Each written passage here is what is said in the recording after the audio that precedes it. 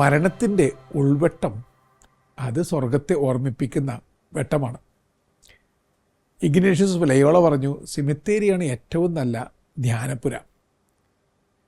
Francis Assisi എപ്പോഴെങ്കിലും കടുകടുത്ത സ്വാർത്ഥത വരുമ്പോൾ ഒരു സഹോദരൻ്റെ തലയോട്ടിയും പിന്നൊരു കുരിശുരൂപവും പിടിച്ച് സിമിത്തേരിയിലേക്ക് ചെല്ലുമായിരുന്നു അത്രേ.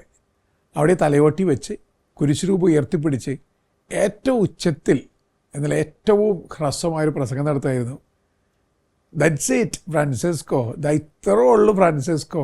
അതായത് അഹന്തൊന്നും വേണ്ട, ആർത്തി ഒരുപാട് വേണ്ട, ഇത്രയൊക്കെ ഉള്ളൂ, മണ്ണോട് മണ്ണായി തീരേണ്ടവരാണ് നമ്മളൊക്കെ എന്നൊരു ഓർമ്മപ്പെടുത്തലാണ്. പിന്നെ ജീവനിലേക്ക് അയാൾ തിരികെ പോകും. നമ്മളൊക്കെ തിരക്ക് പിടിച്ച് ഓടിക്കൊണ്ടിരിക്കുന്ന മനുഷ്യരാണ്. ശരിയായ ഉൾവെട്ടം കിട്ടുന്നതിന് വേണ്ടി മരണത്തെക്കുറിച്ച് ഇടയ്ക്ക് ധ്യാനിക്കുന്നതാണ്. നല്ല സുന്ദരമായ ധ്യാന വിഷയമല്ലേ മരണം. സെമിത്തേരിയാണ് ഏറ്റവും വലിയ ആത്മീയ വിദ്യാലയം. ആ പള്ളിക്കൂടത്തിൽ ചെല്ലുമ്പോൾ ഓരോ കല്ലറയും പാഠപുസ്തകം പോലെ മുന്നിലിരിക്കുകയാണ്. ഒന്ന് മറിച്ചു നോക്കുക, ഒരുപാട് കാര്യങ്ങൾ പഠിച്ചെടുക്കാനാവും. മരണം നമ്മെ ഓർമ്മപ്പെടുത്തുന്ന ഏതാനും ചില കാര്യങ്ങൾ. ഒന്ന്, നിസാരത. ആലോചിച്ച് നോക്കുക, നമ്മൾ എത്ര നിസാരരാണ്. സെയിൻറ്റ് അംബ്രോസ് ഇങ്ങനെ എഴുതിയിട്ടുണ്ട്, മരണമേ എത്ര സുന്ദരമായി, വ്യക്തമായി, എത്ര ക്രൂരമായി നീ എൻ്റെ നിസാരതയെ ഓർമ്മപ്പെടുത്തുന്നു. സത്യമല്ലേ? എത്ര നിസാരരാണ് നമ്മളെന്ന് മരണത്തിന് മുമ്പിൽ വ്യക്തമായി നമ്മൾ തിരിച്ചറിയുകയാണ്. ഈ മുഗൾ രാജവംശത്തിൻ്റെ ചക്രമുരുളുന്ന പുരാതന ദില്ലിയിലേക്ക് നിങ്ങളൊന്ന് ചെല്ലുക. ആ കാലഘട്ടത്തിൻ്റെ ചരിത്രത്തെ നിങ്ങളൊന്ന് ഹൃദയത്തിലേക്ക് ഒപ്പിയെടുക്കുക. മനുഷ്യൻ്റെ നിസാരതയെക്കുറിച്ചുള്ള പാഠമാണ് നമുക്കിവിടെ കിട്ടുക. ഈ ഷാജഹാൻ്റെയൊക്കെ കാലഘട്ടം ലോകത്തിലെ റിച്ചസ്റ്റ് കൺട്രി ആയിരുന്നു ഇന്ത്യ. അപ്പോൾ റിച്ചസ്റ്റ് ചക്രവർത്തിമാരായിരുന്നു മുഗൾ ചക്രവർത്തിമാർ. അവരുടെ മരണം എങ്ങനെയായിരുന്നു ധ്യാനിക്കുക. അത് തന്നെ മനുഷ്യൻ്റെ നിസാരതയുടെ നേർക്കാഴ്ചകളും അടയാളപ്പെടുത്തലുകളാണ്. അക്ബർ ദ ഗ്രേറ്റ്, മഹാനായ അക്ബർ ദ ഗ്രേറ്റ് എങ്ങനെയാണ് മരിച്ചത്? പടയൊരുക്ക് നടത്തുമ്പോഴല്ല, പടപ്പുറപ്പാടിന് ഒരുങ്ങി പുറപ്പെട്ടപ്പോഴല്ല, പടക്കളത്തിൽ വെച്ചുമല്ല. അദ്ദേഹം കൊട്ടാരത്തിൽ അതിസാരം വന്ന് മരിച്ചു പോയത്രേ. അതിസാരം വന്ന് മരിക്കുന്ന അദ്ദേഹത്തിൻ്റെ വൈദ്യന്മാരോട് ഇങ്ങനെ പറഞ്ഞിട്ടാണ് മരിച്ചത്, അനേകം എക്സ്പേർട്ടായിട്ടുള്ള ഡോക്ടർമാരുടെ സഹായത്തോടു കൂടി ഞാൻ കടന്നു പോവുകയാണ്. ഒരാൾ അങ്ങനെയൊക്കെ കടന്നു പോവുകയാണ്. എത്ര നിസ്സാരമായിട്ടാണ് കടന്നു പോകുന്നതെന്ന് ആലോചിച്ച് നോക്കുക. ഇത്രയൊക്കെയുള്ള മനുഷ്യരുടെ കാര്യം. ഷാജഹാനെ മകൻ ഔറംഗസീബ് തടവിലാക്കി റെഡ് ഫോർട്ടിൽ. അവിടെ കിടന്നുകൊണ്ട് നരകിച്ച് താജ്മഹൽ നേർക്കാഴ്ചയായി കണ്ട് അയാൾ അങ്ങനെ വിഷമിച്ചു. അയാളുടെ ഒപ്പം ഉണ്ടായിരുന്ന ജഹന്നാര എന്ന മകൾ അയാളൊരു പാട്ട് പഠിപ്പിച്ചു കൊടുത്തു. ഉറുദു പാട്ടാണ്. മുസാഫിർ മുസാഫിർ ജിന്ദഗിയേക്ക് പൂലഹേ ചലക്കേ ജാവോ. യാത്രക്കാരെ ജീവിതം ഒരു പാലമാണ്, മുന്നോട്ട് പോയിക്കൊണ്ടേയിരിക്കുക, തടസ്സപ്പെടുത്താതിരിക്കുക. ഇനി താജ്മഹലിനെ നോക്കി ഭക്ഷണം പോലും കഴിക്കാൻ വിസമ്മതിച്ച് ശരിക്കൊരു ഭിക്ഷക്കാരനെ പോലെ ഈ ഷാജഹാൻ എന്ന അതിസമ്പന്ന, ലോകത്തിലെ ഏറ്റവും സമ്പന്നനായ ചക്രവർത്തി മരിച്ചു. ഇനി അയാളുടെ മകൻ ഔറംഗസീബ് അച്ഛനെ തടവിലാക്കി, പെങ്ങളെ തടവിലാക്കി, സഹോദരങ്ങളെ ഒന്നൊന്നായി കൊന്നൊടുക്കി. എന്നിട്ട് ആ കൊന്നൊടുക്കപ്പെട്ടവരുടെ ശിരസ് പോലും ഛേദിച്ച് ബാപ്പയ്ക്ക് സമ്മാനമായി കൊടുത്തു. ഇങ്ങനെയൊക്കെ ചെയ്ത മനുഷ്യനാണ്. ഇയാളുടെ അന്ത്യനാളുകളിൽ എങ്ങനെയാണ് അയാൾ മരിച്ചത്? അയാൾക്ക് വല്ലാത്ത പേടി, വല്ലാത്ത കുറ്റബോധം. അയാൾ ഭക്ഷണം കഴിക്കാൻ വിസമ്മതിച്ചു. കാരണം എന്താണ്?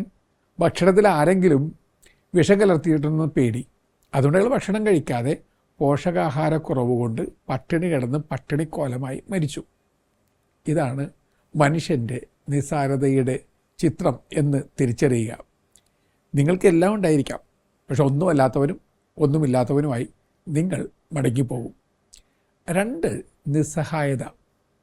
മരണം വരുമൊരു നാൾ ഓർക്കുക മർത്യ, നീ കൂടെ പോരും നിൻ ജീവിത ചെയ്തികളും. വേറെ ഒന്നും കൂടെ പോരില്ല. മരണം വരുന്ന സമയത്ത് ഈ മാലാഖ വന്ന് വിളിക്കുമ്പോൾ ഞാൻ റെഡി ആയിട്ടില്ലെന്ന് പറയാൻ ആർക്കെങ്കിലും പറ്റുമോ? 1827 ബിതോവൻ എന്ന സംഗീത ചക്രവർത്തി ചിക്കാഗോയിൽ മരണം കാത്ത് കിടക്കുകയാണ്. അദ്ദേഹത്തിൻ്റെ കൂടെ ഉണ്ടായിരുന്ന ഓർക്കസ്ട്രേഷൻ കണ്ടക്ടറായിരുന്ന ഗാരി ഫാൾഡ്നർ ഇങ്ങനെ കുറിച്ച് വെക്കുന്നുണ്ട്, ഈ അവസാന സമയം എടുത്തപ്പോൾ ഇദ്ദേഹം 2 കരങ്ങളിങ്ങനെ യാചനാഭാവത്തിൽ പിടിച്ചു. അതായത് ദ്രുതചലനങ്ങൾ കൊണ്ടും മൃദുചലനങ്ങൾ കൊണ്ടും സ്വർഗത്തിൻ്റെ വീജികളെ ആവാഹിച്ചെടുത്ത മാന്ത്രികമായിട്ടുള്ള വിരലുകളാണ്. ആ വിരലുകൾ ഇപ്പോൾ യാചനാഭാവത്തിൽ പിടിച്ചിരിക്കുകയാണ്. എന്നിട്ട് ഇദ്ദേഹം 8-10 പ്രാവശ്യം ഇങ്ങനെ പറഞ്ഞത്രേ, give me some more time, ഇനി കുറച്ചുകൂടി സമയം തരിക. നിസ്സഹായനായിട്ട് ഒരാൾ പിടയുകയാണ്, കുറച്ചുകൂടി സമയം തരിക. പക്ഷേ സമയമായിട്ടുണ്ടെങ്കിൽ പിന്നെ കൂടുതൽ സമയം കിട്ടില്ല. മനുഷ്യൻ്റെ എൻട്രി പോയിൻ്റ് ഉണ്ട്, എക്സിറ്റ് പോയിൻ്റ് ഉണ്ട്. അതിനിടയിലുള്ളതാണ് ജീവിതം എന്ന് പറയുന്നത്. എക്സിറ്റ് പോയിൻറ്റിന് അപ്പുറത്തേക്ക് നിങ്ങൾക്ക് ഇവിടെ നിൽക്കാൻ പറ്റില്ല, നിങ്ങൾ കടന്നു പോകണം. ഇയാൾ സങ്കടത്തോടു കൂടി മരിച്ചത്രേ. അവസാനം മൊഴി എന്തായിരുന്നു? What a pity, what a pity, I don't have enough time. എന്തൊരു ഓർമ്മപ്പെടുത്തുന്ന വാക്കുകളാണിത്. What a pity, what a pity, I don't have enough time. എന്തൊരു കഷ്ടമാണ്, എന്തൊരു കഷ്ടമാണ്, എനിക്ക് ആവശ്യത്തിന് സമയം ഉണ്ടായില്ല. അതല്ല സത്യം, സമയം ഇഷ്ടം പോലെ ഉണ്ടായി, വേണ്ട വിധത്തിൽ ആഴത്തിൽ ആഴങ്ങളോടുകൂടി ഉപയോഗിച്ചില്ല. ഇതാണ് മനുഷ്യൻ്റെ നിസ്സഹായ അവസ്ഥ എന്ന് പറയുന്നത്. ഈ നിസ്സഹായ അവസ്ഥയിലൂടെയാണ് നമ്മൾ കടന്നു പോവുക. ലോകം മുഴുവൻ വെട്ടിപ്പിടിച്ച് വെന്നിക്കുടി പറിക്കാൻ വേണ്ടി ഓടുന്ന അലക്സാണ്ടർ ദ ഗ്രേറ്റ് മരിക്കുന്നത് 32-ാം വയസ്സിലാണ്. 33-ലേക്ക് എത്തിയില്ല, അതിനുമ്പോൾ അയാൾ മരിക്കുകയാണ്. ഇല്ല, എങ്ങനെയാണ് മരിച്ചത്? ബാബിലോണിൽ വെച്ച് വലിയൊരു ബാങ്ക്വറ്റ്, വിരുന്ന്, സുഹൃത്തുക്കളെല്ലാവരും കൂടി ചേർന്ന് ഒരുക്കിയതാണ്. എന്തിനു വേണ്ടി? ഇന്ത്യ കീഴടക്കം പറ്റാത്തതിന് ദുഃഖത്തോടെ ഇരിക്കുന്ന അയാളെ ഒന്ന് ആശ്വസിപ്പിക്കാൻ വേണ്ടി വലിയൊരു വിരുന്ന്. വിരുന്നിനിടയിൽ ഒരു സുവർണ ചഷകത്തിൽ നിന്നും അയാൾ വീഞ്ഞു നുകർന്നത്രേ. വീഞ്ഞു നുകർന്ന് കഴിഞ്ഞപ്പോൾ തന്നെ അയാൾ ബോധരഹിതനായി താഴെ വീണു. ആരോ പറയുന്നുണ്ട് അതിൽ വിഷം ഉണ്ടായിരുന്നു. അയാളത് പ്രതീക്ഷിച്ചിട്ടുണ്ടാകാം, ആരെങ്കിലൊക്കെ വിഷം കൊടുത്ത് കൊല്ലുമെന്ന്. എന്തായാലും ഇയാൾ കുഴഞ്ഞു വീണു, ഓൺ ദ സ്പോട്ട് മരിച്ചു എന്ന മട്ടിൽ അയാളുടെ മൃതദേഹം സംസ്കരിച്ചു പിന്നീട്. പക്ഷേ എന്താണ് സത്യത്തിൽ സംഭവിച്ചത്? ഇന്നത്തെ രീതിയിൽ വ്യാഖ്യാനിക്കുകയാണെങ്കിൽ അലക്സാണ്ടർ ദ ഗ്രേറ്റ് മരിച്ചിട്ടുണ്ടായിരുന്നില്ല. ഒരു ന്യൂറോട്ടിക് പാരാലിസിസ്, അതായത് ഇമ ചിമ്മിയാൽ പോലും തിരിച്ചറിയാൻ പറ്റാത്ത വിധത്തിൽ അത്രയ്ക്ക് ശരീരം റിജിഡായിപ്പോയി. അതൊരു വല്ലാത്തൊരു മാരകമായ അവസ്ഥയാണ്. അകത്തൊരു മനുഷ്യൻ ദയനീയമായി അലറിക്കരഞ്ഞുകൊണ്ട് കിടക്കുകയാണ്. നിങ്ങളുടെ ശരീരം ചെറുതായിട്ട് പോലും പ്രതികരിക്കുന്നില്ല. അങ്ങനെ കിടന്ന ആ മനുഷ്യൻ മരിച്ചെന്ന് കരുതി കല്ലറയിൽ സംസ്കരിച്ചു. Alexander the great, the deity, the divine എന്നങ്ങ് വിളിച്ചു. അപ്പോൾ 3 ദിവസം അവിടെ കിടന്നപ്പോഴും ചീഞ്ഞഴിയാത്ത മൃതദേഹം ദൈവികമാണെന്ന് അവർ കരുതി. പക്ഷേ സത്യത്തിൽ എന്താ സംഭവിച്ചു? ഇയാൾ മരിച്ചിട്ട് പോലും ഉണ്ടായിരുന്നില്ല. നിസ്സഹായനായി പിടഞ്ഞ് അകത്തൊരാൾ കിടക്കുകയാണ്. എന്നിട്ട് ആ ദേഹം, മരിക്കാത്ത ദേഹം മൃതദേഹമായി കണ്ട് അയാൾ അടക്കി. ഭയങ്കര രാജകീയമായിട്ടുള്ള ഒരു ഫ്യൂണറൽ പ്രൊസഷനൊക്കെ നടത്തപ്പെട്ടു. ഓർത്ത് നോക്കുക, 32-ാമത്തെ വയസ്സിൽ മരിക്കാത്ത ഒരാളെ കല്ലറയിൽ അടച്ചു. എന്നിട്ട് ദ ഗ്രേറ്റ് എന്ന് നമ്മൾ അയാളെ വിളിക്കുന്നു. അയാളൊരു ഗ്രേറ്റ് ഡെഡ് ബോഡിയായി മാറ്റപ്പെട്ടു. ഇതാണ് ജീവിതത്തിൽ സംഭവിച്ചതെന്ന് ഓർത്ത് വെക്കുക. മനുഷ്യൻ്റെ നിസ്സഹായതയെക്കുറിച്ച് നമ്മൾ എന്താണ് പഠിക്കുക? ഓർത്ത് നോക്കുക, നിങ്ങൾ വെറും കാറ്റത്ത് പറക്കുന്ന പതിര് മാത്രമാണ്. വിശുദ്ധ ഗ്രന്ഥത്തിൽ ഓർമ്മപ്പെടുത്തലാണ്. ഈ തെക്കൻ കാറ്റേറ്റ് നിങ്ങൾ പറന്നു പോകുന്ന പതിര് പോലെ, നിങ്ങൾ പ്രഭാതത്തിൽ വിരിഞ്ഞ പുഷ്പം പോലെ പെട്ടെന്ന് നിങ്ങൾ ഇല്ലാതായി പോകുന്നുണ്ട്, കരിഞ്ഞ് മണ്ണോട് ചേർന്ന് പോകുന്നുണ്ട്.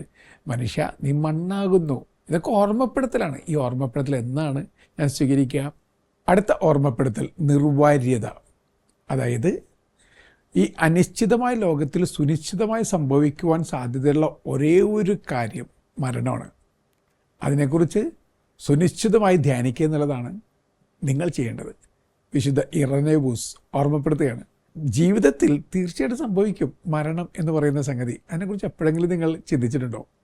നമ്മളിങ്ങനെ തിരക്ക് പിടിച്ച് ഓടിക്കൊണ്ടിരിക്കുകയല്ലേ. ഒരു ദിവസം ഞാനും മരിക്കും. അന്ന് കർത്താവിൻ്റെ ആറ്റിറ്റ്യൂഡോടുകൂടി എൻ്റെ കർത്താവെ എല്ലാം പൂർത്തിയാക്കിയെന്ന് പറയുവാൻ എനിക്ക് സാധിക്കുമോ? ഇതിനെക്കുറിച്ച് എപ്പോഴെങ്കിലും ചിന്തിച്ചിട്ടുണ്ടോ? ധൃതരാഷ്ട്രർ, പുരാണത്തിലെ കഥാപാത്രം, ഒരു വനത്തിൽ പ്രവേശിക്കാൻ ഒരുങ്ങി ചെല്ലുമ്പോൾ വനപാലകൻ പറഞ്ഞു, ഞാനൊരു ചോദ്യം ചോദിക്കും. ചോദ്യം ചോദിച്ചാൽ മാത്രമേ അകത്തേക്ക് പ്രവേശിക്കാൻ പറ്റുള്ളൂ. അകത്ത് പ്രവേശിച്ച് നിങ്ങൾ വെള്ളമൊക്കെ കുടിക്കാം. അവിടെ വെള്ളം കുടിക്കാൻ വേണ്ടി ചെന്നത്. ചോദ്യം ഇതാണ്, ലോകത്തിലെ ഏറ്റവും വലിയ അത്ഭുതം എന്താണ്? ഇദ്ദേഹം പെട്ടെന്ന് തന്നെ ഉത്തരം കൊടുത്തു. ഉത്തരം ഇതായിരുന്നു, തൊട്ടു മുന്നിലും തൊട്ടു പുറകിലും തൊട്ടരികിലും ഒരുപാട് പേർ മരിച്ചിട്ടും ഓരോ മനുഷ്യനും ഒരിക്കലും മരിക്കില്ല എന്ന വീട്ടിൽ ജീവിച്ചുകൊണ്ടിരിക്കുന്നു. അതാണ് അത്ഭുതം. സത്യമല്ലേ? ഇന്നലെ ഒരാൾ മരിച്ചില്ലേ? നിങ്ങൾ കേട്ടോ ആ വിവരം? നാളെ ഒരാൾ മരിക്കില്ലേ? നമ്മളത് കേൾക്കും. നാളത്തെയും കഴിഞ്ഞ് അടുത്ത ദിവസം നിങ്ങൾ മരിക്കില്ലേ? അതിനെക്കുറിച്ച് ഓർത്തിട്ടുണ്ടോ? നമ്മൾ എത്ര പ്രാവശ്യം സെമിത്തേരിയിൽ പ്രവേശിച്ചു, അവിടെ പോയി മരിച്ചവരെ കണ്ട് മരിച്ചവരെക്കാളും മരിച്ചവരായിട്ട് നമ്മൾ പുറത്തേക്ക് പോകും. എന്തെങ്കിലും ജീവിക്കുന്നവരായിട്ട് പുറത്തു പോയിട്ടുണ്ടോ? അതാണ് നമ്മുടെയൊക്കെ പ്രശ്നം എന്ന് പറയുന്നത്.